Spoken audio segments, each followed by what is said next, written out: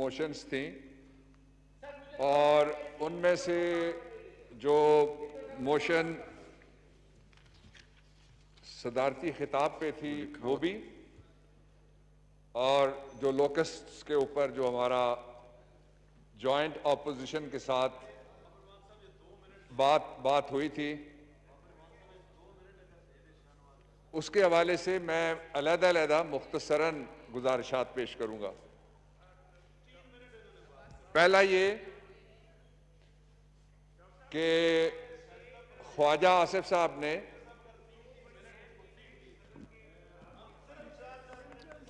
چار منٹ میں دے دیتا، میں اس ٹائم میں آپ کو دیکھیں فیصلہ جو ہوا تھا اس کے مطابق چل رہے ہیں، 2 بجے فیصلے کے مطابق اجلاس ختم ہونا تھا، 3 ہو رہے ہیں، تو جو پہلا اس کا حصہ تھا میں اس کی طرف پہلے چلتا ہوں۔ میں اپوزیشن لیڈر جو قائم مقام کہہ لیں، انہوں نے جو نقطے اٹھائے ان میں سے ایک نقطے کے ساتھ میں اتفاق کرتا ہوں، اور وہ نقطہ یہ ہے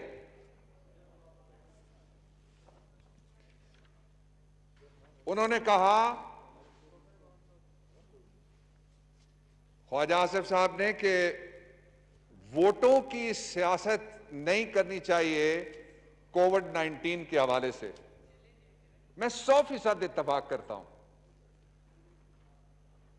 اور میں ایک اضافہ کرتا ہوں جناب اسپیکر اس میں، اور اضافہ یہ ہے کہ انہوں نے 2-3 اینکرز کے نام لیے، سارے اینکرز اس بات کے گواہ ہیں کہ وہ کون سی جماعت تھی اور کون سے لیڈر تھے جنہوں نے ٹیلی ویژن پہ کہا کہ ہم کورونا پہ سیاست کریں گے، اور جس نے کورونا پہ سیاست نہیں کرنی وہ کوئی اور کام کرے۔ کورونا کے اوپر پالیٹکس نہیں ہونی چاہیے تھی، لیکن ہوئی۔ جب کہیں سے سیاست ہوگی تو پھر اس کا جواب بھی آئے گا، لیکن یہ اچھی روایت نہیں تھی کہ کورونا کے اوپر، بیماری کے اوپر، وبا کے اوپر مشکل اور ابتلا جو لوگوں پہ آئی تھی اس پہ سیاست ہوتی۔ دوسری بات جس سے میں اتفاق کرتا ہوں وہ یہ ہے کہ Pakistan steel mills, Pakistan international air lines اور جتنے بھی وہ ادارے جو پرائیویٹائزیشن کی لسٹ پہ ہیں، ان کی پرائیویٹائزیشن کا عمل ٹرانسپیرنٹ ہونا چاہیے، ہوگا، وہ قانون کے مطابق ہونا چاہیے، ہوگا، اور اس عمل کو پاکستان کے وسائل میں اضافے کے لیے استعمال کرنا چاہیے، ایسا ہی ہوگا۔ تیسری بات جو انہوں نے کی اس سے بھی میں اتفاق کرتا ہوں، یہ غیر روایتی تقریر ہے۔ یہاں پہلے پھلجڑیاں ہوتی ہیں، پھر پٹاخے ہوتے ہیں، پھر نعرے ہوتے ہیں، پھر تالیاں۔ میں ان میں سے کسی کی بھی پرواہ نہیں کروں گا جتنی دیر میں بات کروں گا، جب بھی بات کروں گا، اس لیے کہ اس ایوان کو جناب اسپیکر 2 چیزوں کی شدید ضرورت ہے۔ یہ میں دعوت فکر دے رہا ہوں سب کو۔ یہاں بڑے بڑے پرانے پارلیمنٹیرینز آتے ہیں۔ ایک یہ کہ پارلیمنٹری بزنسز اور پریکٹسز ان کے اوپر عمل درآمد کیا جائے، اور دوسرا یہ ہے کہ اس کے ساتھ ہی ہم سننے کی ہمت ڈالیں۔ بات کہنا اور بات سننا ایکولی امپورٹنٹ ہے۔ میں تیسری بات کی طرف جاتا ہوں۔ انہوں نے کہا کہ اسلام آباد کے کسی سرکاری ہاسپٹل میں، یا شاید سارے ہاسپٹلز میں، ایج لیمٹ کے ساتھ لوگوں کو پیشنٹ کے طور پہ قبول اور ایڈمٹ کیا جا رہا ہے۔ اگر ایسا ہے، کوئی انسٹنس ان سے پوچھنے کی ضرورت نہیں ہے، ان کا کام تھا پوائنٹ آؤٹ کرنا۔ I personally will inquire today۔ ایسا ہے تو بالکل غلط ہے، اس لیے کہ ایج کی کسی لیمیٹیشن کو علاج کے ساتھ ٹیگ نہیں کیا جا سکتا، اور اللہ تعالیٰ کا قانون بھی یہ ہے کہ ہمیں اپنے آنے کی تاریخیں پتہ ہیں کہ کون کس سال، کس مہینے، کس عشرے میں پیدا ہوا تھا، لیکن جانے کی تاریخ کسی کو اللہ تعالیٰ نے نہیں بتائی، کسی کو معلوم نہیں ہے۔ اس لیے علاج میں یہ تخصیص نہیں ہو سکتی کہ اس عمر تک ویسٹرن ممالک میں ایسا کسی جگہ ہوگا، پاکستان اس کا متحمل نہیں ہو سکتا۔ بڑا ہمارا جو ہیلتھ کا سسٹم ہے وہ اس قابل ہے کہ وہ ہمارے بزرگوں کا، سینئر سٹیزنز کا، ہمارے والدین جس میں شامل ہیں، جن کے زندہ ہیں، اللہ تعالیٰ ان کو صحت مند رکھے، جن کے چلے گئے اللہ تعالیٰ ان کی بخشش کرے۔ چینی کے اوپر سب سے پہلے بات ہوئی، بہت سارے فاضل ممبران نے گفتگو کی۔ جو چینی کمیشن ہے اس کے دو ایشوز ٹیگ ہوئے، دونوں پہ میں شارٹ کامنٹ کر کے آگے بڑھ جاؤں گا۔ پہلا یہ کہ چینی کمیشن بنا، یہ بھی کہنا چاہیے اور ماننا چاہیے کس نے بنایا، یہ بھی کہنا چاہیے اور ماننا چاہیے، سب کو پتا ہے کیا کیا دھمکیاں تھیں۔ حکومت گرانے کی دھمکی ہونے کے باوجود بھی اگر کوئی کمیشن بناتا ہے، اس کمیشن کے لیے ابتدائی رپورٹ کے آگے بڑھتا ہے۔ وہ اگر شخص چلا جاتا ہے اس سٹیج کے اوپر جہاں پہ فورنزک آڈٹ ہوتا ہے، اور وہ شوگر ملیں جنہوں نے کبھی اپنے کھاتے کسی کو ہوا بھی نہیں لگنے دی تھی، وہ سارا ایکسپوز ہوتا ہے، تو یہ کیا پاکستان کے خلاف کوئی کام ہو گیا کہ ہم اس پہ اعتراض کریں؟ یہی تو وہ سٹیٹس کو ہے جس کے ساتھ ہم سارے وقتاً فوقتاً لڑنے کا دعویٰ کرتے رہے، لیکن پہلی دفعہ اس سٹیٹس کو ہاتھ ڈالا گیا۔ یہاں اکثر کہا جاتا ہے، میں اس بات پہ حیران ہوں، چلیے میں بھی آج کہتا ہوں، میں بھی اس بات پہ حیران ہوں کہ پاکستان کے چھوٹے چھوٹے سیاسی کارکن جاوید عباسی اور بابر اعوان، گاؤں کا نام بھی ایک ہے، یہ اس زمرے میں نہیں آتے۔ یہاں جتنے بیٹھے ہوئے ہیں موجود نہیں ہیں، ورکرز، پولیٹیکل ورکرز زمرے میں نہیں آتے۔ یہ کیا سبب ہے کہ سارے بڑے شوگر مافیاز میں جو نام آ رہے ہیں بڑے بڑے خاندان ہیں؟ کوئی سبب تو ہوگا، میں سبب میں نہیں جانا چاہتا، سوائے اس کے کہ پاکستان کے اندر چینی جس قیمت پہ پیدا ہوتی ہے اس قیمت سے ہزاروں گنا زیادہ اس کو چٹوں کے اوپر بیچ دیا جاتا ہے، اس رفتار سے بیچ دیا جاتا ہے۔ سال بعد چینی لے جانا، 6 مہینے بعد، کرشنگ کا سیزن صرف 2 مہینے کا ہوتا ہے۔ اس لیے یہ کریڈٹ عمران خان کا، تحریک انصاف کا ہے، اس حکومت کا ہے۔ دوسرا اس کا پورشن ہے سبسڈی، 29 ارب روپے کی سبسڈی دی گئی، 5 سال کا عرصہ ہے۔ اس حکومت کو 1 سال اور تقریباً 10 مہینے سے کم عرصہ ہوا ہے۔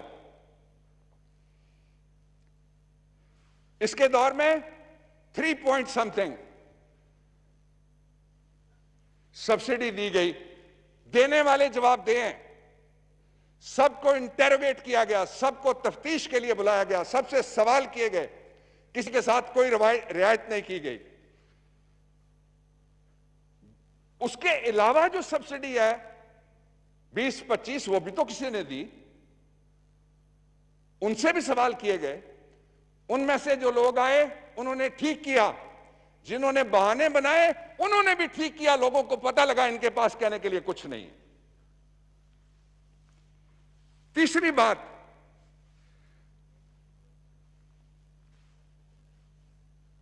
اس دور میں جو سبسڈی دی گئی اس کے بارے میں رپورٹ پڑھ لیجئے ایک دفعہ، اس کے بعد اعتراض کریں۔ مجھے کوئی دوسرا ایسا دور بتا دیں جس کے دور میں کوئی ایسی تفتیش ہوئی ہو، تحقیق ہوئی ہو، پروب ہوئی ہو، انویسٹیگیشن ہوئی ہو، کمیشن بیٹھا ہو، ایویڈنس کلیکشن ہوئی ہو، اور اس کے بعد کسی کو ذمہ دار ٹھہرایا گیا تو اس میں سے 9 رتن نہ نکالے گئے ہوں۔ لیکن یہ پہلی دفعہ ایسا ہوا ہے کہ کسی کا لحاظ نہیں کیا گیا۔ اب میں آگے چلتا ہوں، ایک اور بات جس پہ میں حیران تھا، اس پہ میں ایک اعلان کرنا چاہتا ہوں۔ میں حیران اس بات پہ تھا کہ یہ کیسے ہو سکتا ہے۔ میں ینگ لائر کی بات سننا چاہ رہا تھا، لیکن وہ ٹائم ایسا چلا گیا کہ 2 بجے کی بجائے ہم 3 بجے پہ کھڑے ہیں۔ I am sorry for that, میں خود سننا چاہتا تھا ان کی بات۔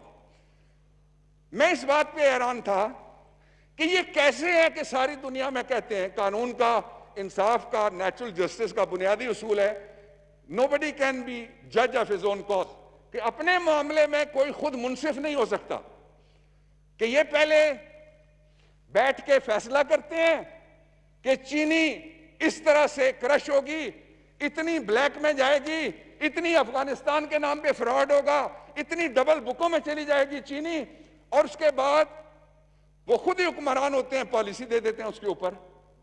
پہلی دفعہ ایک ایسا حکمران آیا ہے جس کا اپنا کوئی بزنس نہیں ہے، اس لیے اس کو کوئی پرواہ نہیں ہے، اور جو بزنس اس کے دور میں کانفلکٹ آف انٹرسٹ کے اوپر کرے گا، سرکار میں بیٹھا ہوا کوئی آدمی، چھوٹا ہو یا بڑا ہو، ایک ہو یا بہت سے ہوں، ان سب کو جواب دہ کیا جائے گا۔ اعلان یہ کرنا چاہتا ہوں کہ وزیر اعظم عمران خان نے ہدایت کی ہے کہ فوری طور پہ کانفلکٹ آف انٹرسٹ کا قانون پاکستان میں وضع کیا جائے۔ ایک بڑا مسئلہ لوگوں کے لیے شاید نہ ہو، یہاں بیٹھے ہوئے لوگوں کے لیے بھی، باہر بھی، فاضل ارکان کے لیے بھی، سننے والوں کے لیے بھی، میرے لیے ہے پاکستان کے تاریخ کا جو سب سے بڑا، آج تک پچھلے 70 سالوں میں، 73 سالوں میں بلکہ، سب سے بڑا جو نان گورنمنٹل آرگنائزیشن NGO ہے وہ پاکستان کے دینی مدرسے ہیں۔ میں شکریہ ادا کرتا ہوں اس جانب سے کہ ان کے لیے کہا گیا ہے کہ اساتذہ اور وہ جو خواتین اساتذہ ہیں ان کے معاشی مسائل کے حل کے لیے کچھ کیا جائے۔ جنہوں نے یہ نکتہ اٹھایا ان کا شکریہ۔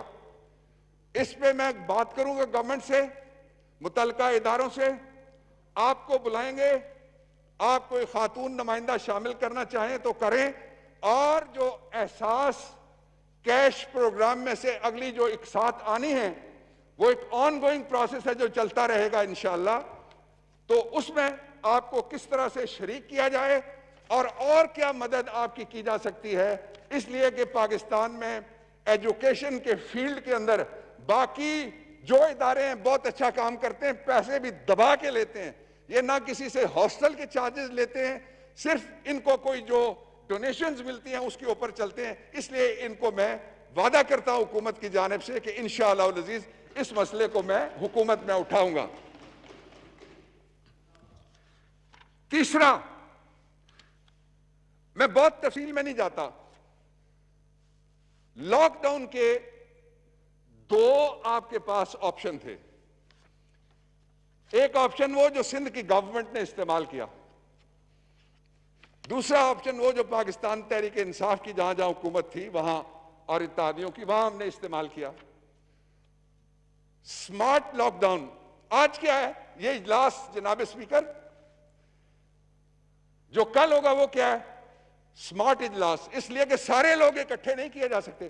مجھے بڑا دکھ ہو رہا ہے، تکلیف ہو رہی ہے کہ اتنے میرے فاضل colleagues they are COVID positive, بے شمار اور ہیں جو ہیں بتاتے نہیں ہیں، بے شمار اور ہیں جو ٹیسٹ اس ڈر سے نہیں کراتے کہ کہیں کووڈ پازیٹیو نہ نکل آئے، اپنی اپنی مرضی ہے۔ مجھے بڑی تکلیف ہو رہی ہے، سچی بات یہ خالی صفحے دیکھ کے مجھے بہت دکھ ہو رہا ہے اس بات کا۔ اور باہر بیٹھے ہوئے لوگ کہتے ہیں کہ ہم نے احتیاط شروع میں نہیں کی، احتیاط تب بھی کی گئی تھی۔ اس پہ جو تجویز دی اپوزیشن نے، اس کے اوپر میں آپ کی توجہ چاہتا ہوں۔ آپ نے کہا کہ جو کووڈ-19 کی کمیٹی ہے اس کو دوبارہ فارم کیا جائے۔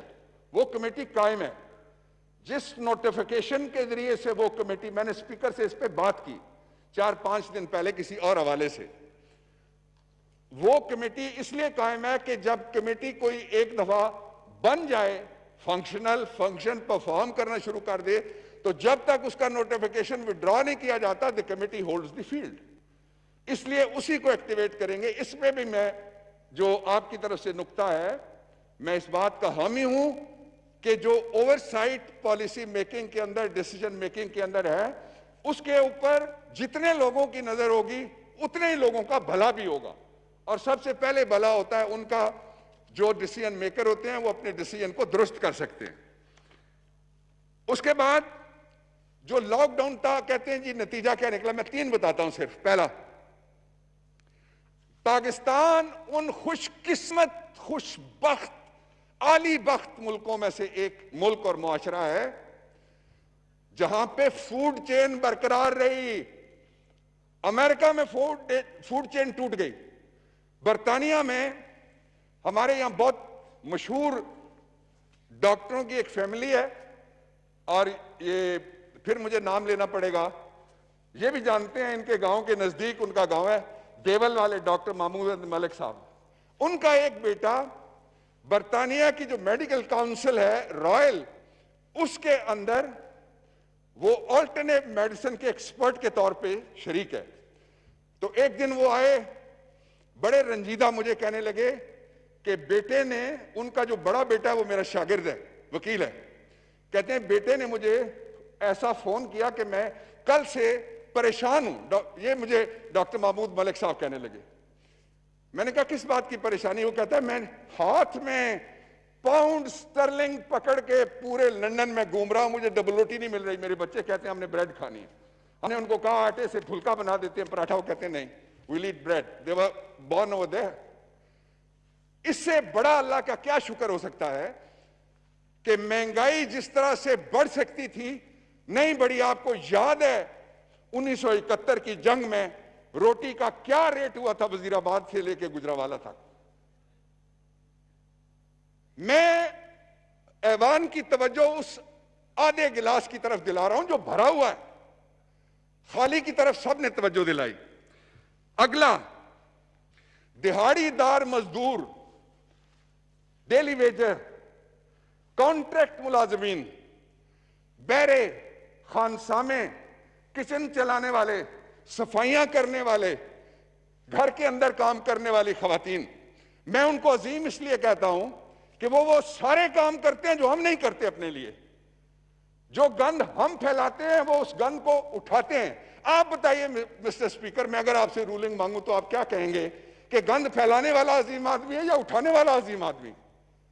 تو یہ ساری جو اسکیم تھی کمپلیٹ شارپ روتھلیس لاک ڈاؤن کی، اس میں ان کے لیے کیا تھا؟ کچھ نہیں تھا نا. اسی کے نتیجے میں تیسرا کام ہوا، اور وہ یہ ہے کہ جناب پاکستان کی تاریخ میں پہلی مرتبہ، اس پہ بھی اگر کووڈ-19 کمیٹی اپنی اوور سائٹ رکھنی چاہے تو گورنمنٹ ول ویلکم دیٹ. پہلی دفعہ احساس کیش پروگرام کے ذریعے سے اس خطے کی غالباً تاریخ میں پہلی دفعہ اتنے پیسے لوگوں کو بھیجے گئے، سارے کے سارے ٹرانسپیرنٹ طریقے سے بھیجے گئے. کسی جگہ پہ نہ کوئی الزام آیا. بد انتظامی کے جو ذمہ دار تھے پہلے ہفتے میں 10 15 20 30 لوگ، ان سب کے خلاف کارروائی ہوئی، ان کو اپنے عہدوں سے ہٹا دیا گیا. اب میں آپ کو دوسری طرف لے کے چلتا ہوں جناب، ویری شارٹلی. یہاں کہا گیا کہ ہمارے فاٹا کے ضم شدہ اضلاع میں کوئی ماورائے ریاست لوگ، ریاست کے اندر ریاست بنانے والے لوگ آ گئے ہیں اور ان کو بڑا اثر و رسوخ پذیرائی. یہ غلط فہمی دور کر لیں. میں سب سے پہلے ان شہیدوں کو سلام پیش کرنا چاہتا ہوں جن کی وجہ سے ہمارا مغربی بارڈر محفوظ ہوا. ان غازیوں کو میں خراج تحسین پیش کرنا چاہتا ہوں جن کے اعزاز نہیں رہے، لیکن آج پاکستان ونڈیکیٹ ہے دنیا کی نظر میں. آج پاکستان کے مسلح ادارے پاکستانیوں کی نظر میں ونڈیکیٹڈ ہیں، اس لیے کہ آج پاکستان کا فاٹا کے ضم شدہ علاقوں میں جہاں غیر ملکیوں کا قبضہ ہوتا تھا، ان کا موج میلہ ہوتا تھا، متبادل اکانومی ہوتی تھی، ان کی حکمرانی ہوتی تھی، نو گو ایریا تھا پاکستان کے. 1 انچ بھی پاکستان کا آج ایسا نہیں ہے جہاں پاکستان کا پرچم نہیں لہرا رہا. اس لیے آپ اس ایوان میں لوگوں کو جن دکھانے کی کوشش نہ کریں. سوشل میڈیا میں دکھائے جا سکتے ہیں. تکلیف کس کو ہے؟ مثلاً فاٹا کے اضلاع آگے مردان کے برابر، ایبٹ آباد کے برابر، پشاور کے برابر. کیا یہ برا ہوا؟ اب ان کو بجٹ ملا ان اضلاع کی سکیمز کے مطابق. جس کو علاقہ غیر کہتے تھے وہاں تھانے قائم ہو گئے. وہاں پہ جو پیراملٹری کے لوگ تھے وہ سارے کے سارے غالباً if I'm not forgetting 8,000 لوگ، 4,000 سے لے کے 8,000 مختلف کیٹیگریز all put together، وہ سارے کے سارے پولیس کی سروس میں آ گئے. اب ان کو ہر جگہ ملک کے باقی شہروں کی طرح، جس طرح اسلام آباد ہے، کراچی ہے، لاہور ہے، گجرانوالہ ہے، فیصل آباد ہے، کوئٹہ ہے، حیدرآباد ہے، ان کو نمائندگی ملے گی ساری جگہ پہ. تو پریشانی کہاں ہے؟ اور آخری بات جو کہے گی کہ جو مذاکرات ہو رہے ہیں، مجھے یاد ہے میں نے اس وقت بھی جب ہم نے دیا تھا مالاکنڈ ڈویژن میں چترالی صاحب اور مفتی صاحب شریعت کا نظام، اس وقت آپ دونوں کی جماعتیں ادھر بیٹھتی تھیں، اور اس نظام کو واپس لیتے وقت دونوں وقت جو نیشنل ڈیبیٹ تھا گورنمنٹ کی طرف سے وہ میں نے لیڈ کیا. کیا وہی حالات ہیں؟ نہیں ہے نا، بدل گئے حالات. تو جو بدلے ہوئے حالات ہیں ان میں بدلنے والوں کے خون کو خراج تحسین پیش کرنا چاہیے، شکوک کا اظہار نہیں کرنا چاہیے، شبہات کا اظہار نہیں کرنا چاہیے، تسلی رکھنی چاہیے. آخری بات،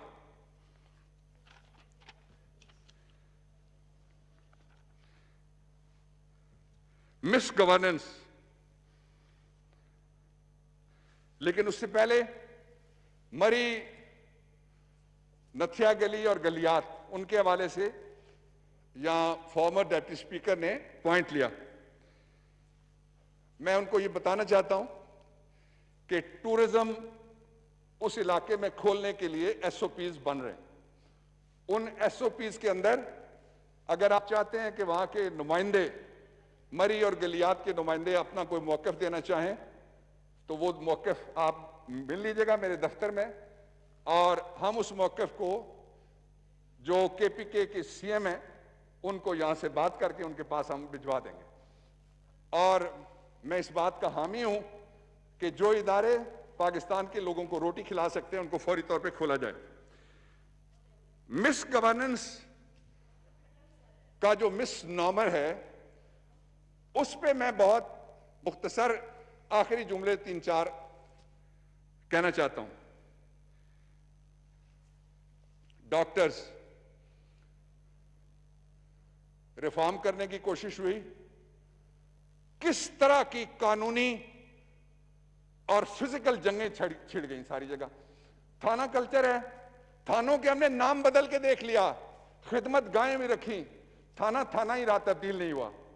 جب آپ ہاتھ لگاتے ہیں آگے سے باقاعدہ سرکاری ملازم، یہ دنیا کا واحد ملک ہے جس میں غلام مصطفیٰ کھر جب گورنر تھے تو پولیس ہڑتال پہ چلی گئی. یہ سٹیٹس کو ہے، اس کو توڑنا آپ کے حق میں. جب آپ چوزن احتساب کی بات کرتے ہیں، سیاسی مخالفین کی پرسیکیوشن کی بات کرتے ہیں، تو اس کو توڑنے کے لیے بھی یہ ایوان ریلیونٹ ہے. قوانین میں اصلاح کیجئے. ادارے طاقتور قوانین کے ذریعے سے ہو سکتے ہیں، تقریروں کے ذریعے سے نہیں کیے جا سکتے. اور جو petrol mafia, I was part of the debate. میں اس ایوان کو آپ کے ذریعے اعتماد میں لینا چاہتا ہوں کہ کسی کے دل میں بھی وہ لوگ جو ایشیا کا سب سے بڑا ریلیف دیا عمران خان کی گورنمنٹ نے لوگوں تک نہیں پہنچنے دیا گیا، اس کے لیے حکمران جماعت کے اندر، حکمرانوں کے دفتروں کے اندر کوئی ہمدرد ان کا نہیں ہے. جو لابیاں استعمال ہوئی ہیں وہ کٹہرے میں جائیں گی. جنہوں نے غلط کام کیے ہیں ان کے لائسنسز ریووک ہوں گے، اور جنہوں نے یہ ریلیف نہیں پہنچنے دیا لوگوں کو اس کا احتساب ہوگا۔ میں کنجوسی کروں گا اگر یہ نہ کہوں کہ مجھے خوشی ہے کہ صدر صاحب کے خطاب کے حوالے سے جو موشن آئی تھی اس کے لیے بہت وقت سارے دوستوں نے دیا اور اپنی اپنی موقف کے مطابق بات کی، اور یہ ایک روایت ہے آئینی، جس طرح خطاب روایت ہے، اس لیے میں آپ کی اجازت سے اس ڈیبیٹ کو کنکلوڈ کرتا ہوں۔ Thank you. بہت شکریہ جی۔ اب میں تحریک ایوان کے سامنے رکھتا ہوں کہ یہ ایوان 12 ستمبر 2019 کو دونوں ایوانوں کے یکجا اجلاس سے صدر اسلامی جمہوریہ پاکستان کے خطاب سے ان سے اپنے گہرے تشکر کا اظہار کرتا ہے۔ وہ تمام اراکین جو اس تحریک کے